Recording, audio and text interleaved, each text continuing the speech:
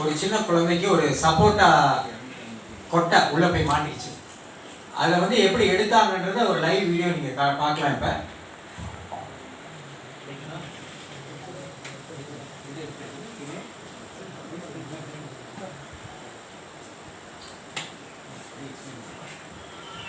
So இது வந்து ஒரு சப்போட்டா விதை, கிட்டத்தட்ட ஒரு 9லேருந்து 10 மாதமாக உள்ளே இருந்த ஒரு விதை.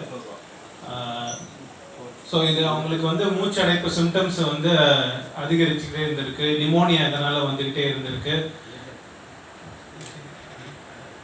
ஸோ இவங்க ஒரு 60 இயர்ஸ் ஒரு லேடி.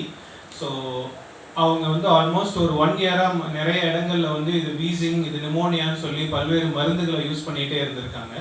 எதுக்குமே ரிலீஃப் இல்லை. அவங்களோட கார்டியாக் கண்டிஷனும் இதனால் ரொம்ப மோசமாயிட்டே இருந்திருக்கு. ஸோ நம்மக்கிட்ட வரும்போது ஹை கார்டியாக் ரிஸ்க்கு அடியில் இவங்க வந்திருந்தாங்க. ஸோ எங்கேயுமே வந்து நம்ம இதை ரிஸ்கி பேஷண்ட் இது செய்ய முடியாதுன்னு சொல்லி அவங்க இங்கே ரெஃபர் பண்ணாங்க. ஸோ நம்ம வந்து இந்த சப்போட்டா விதையை நம்ம ஒரு பல்வேறு மொடாலிட்டிஸ் கிரையோதெரப்பியும் பயன்படுத்தி கடைசியாக வந்து நம்ம இதை ரிமூவ் பண்ணோம். ஸோ இப்போ பேஷண்ட் ரொம்ப இம்ப்ரூவ் ஆகி அவங்க டிஸ்சார்ஜ் ஆகி போயிருக்காங்க.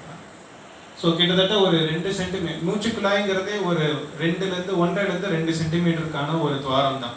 ஸோ அதுக்குள்ளே ஒரு 2.5 சென்டிமீட்டர் சப்போட்டா விதை போய் அடைக்கும் பொழுது அந்த ஒரு பகுதி முழுசாகவே அடைஞ்சதுனால அவங்களுக்கு கிட்டத்தட்ட ஒரு நுரையீரலை வச்சு தான் அவங்க எல்லா செயல்களும், மூச்சுக்கு விடுறது எல்லா செயல்களும் அதை வச்சு தான் செஞ்சுட்டு இருந்த மாதிரி இருக்குது. ஸோ இப்போ இதை ஃப்ரீ பண்ணுறது மூலயமா நம்ம அவங்களுக்கு ஒரு சிக்னிஃபிகண்ட்டான ஒரு இம்ப்ரூவ்மெண்ட்டை நம்ம கொடுத்துருக்கோம்.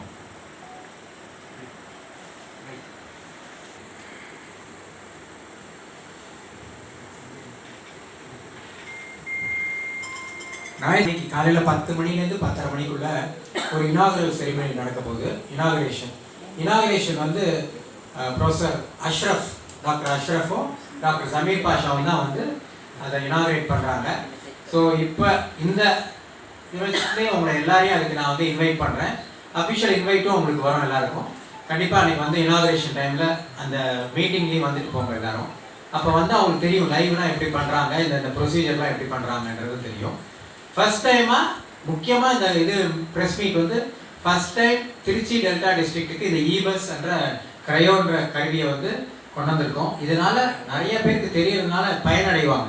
இப்போ சார் காட்டின மாதிரி இந்த மாதிரி சப்போட்டா கொட்டையெல்லாம் இந்த மாதிரி முன்னாடிலாம் வந்து சப்போட்டா கொட்டைக்கு வந்து ஒரு ஹைக்ரோஸ்கோபிக்னு ஒரு மெக்கானிசம், அதாவது தண்ணி அப்சார்ப் பண்ணி பெருசாகிடும். கொட்டை வந்து 1 சென்டிமீட்டர் கொட்டையாக உள்ளே போனது தண்ணி அப்சார்ப் ஆகி அப்படியே பெருசாகி ஒரு 2 சென்டிமீட்டர் 3 சென்டிமீட்டர் எடுக்கவே முடியாது.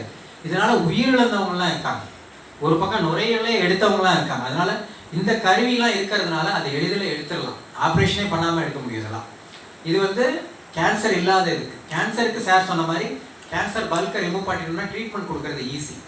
ஸோ அதுக்காக தான் அது பயனளிக்கிறோம். இது வந்து கற்றுக்கிறதுக்காக கிட்டத்தட்ட 75 மாணவர்கள் கிடையாது, டாக்டர்கள் அவங்க ட்ரைனிங் ஆகிறதுக்காக இதுக்கு வராங்க.